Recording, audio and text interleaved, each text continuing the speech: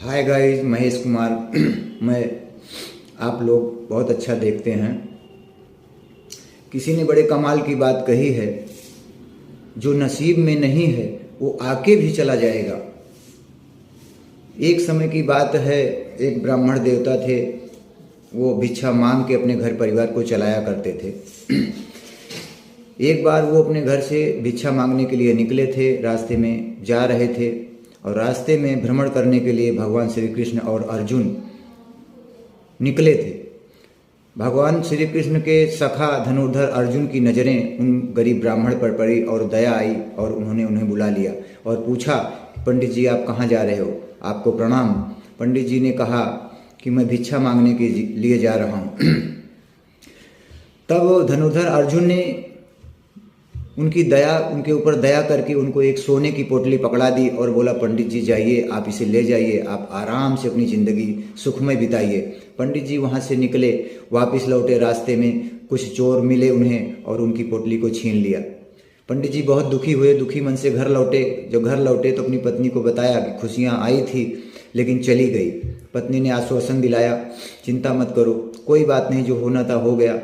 अगला दिन हुआ, दूसरे दिन फिर पंडित जी हमेशा की तरह भिक्षा मांगने राज्य के लिए निकल गए। फिर जा रहे थे, रास्ते में भगवान श्री कृष्ण अर्जुन मिले।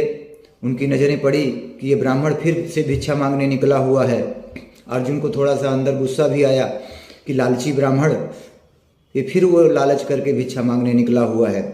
लेकिन पंडित जी को बुलाया अर्जुन ने बुलाया पंडित जी को और पूछा कि ये क्या हुआ। पंडित जी ने अपनी सारी दशा को बताया। बताने के बाद आंसू टपकाने लगे। अर्जुन को फिर से दया आ गई।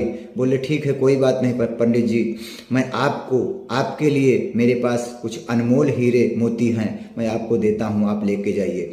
पंडित जी को वो हीरे मोती उनको दे दिया। पंडित जी पुनः वापस घर गए। मने मन में बहुत खुशी है कि धन्य हो प्रभु, आपके सखा इतने दयावान हैं कि हमारी इतनी बड़ी मदद कर दिया। पंडित जी वापस लौटे, घर गए, अपने घर पहुँचे। इधर उधर देखा कि कोई घर में नहीं है। उनके घर में एक पुराना सा घड़ा रखा हुआ था। उन्होंने सोचा पेटी बाकस तो है नहीं, कहीं पे इसको छुपा के रख दें। उसी में मोती को डाल दिया और अचानक उनकी पत्नी गई थी पानी भरने। पानी भरते समय उनका घड़ा फूट गया। वो दौड़ी दौड़ी आई, अपने घर से वही पुराना मटका लिया और लेके चली गई। उसको गंगा जी में जैसे ही डुबोया वो मोती बह गया। फिर लौट के आई उनकी पत्नी। पंडित जी ने देखा कि ये क्या हो गया। अपनी पत्नी से पूछा, तुमने सब कुछ बर्बाद कर दिया, प्रभु ने हमको ये दिया था, तुमने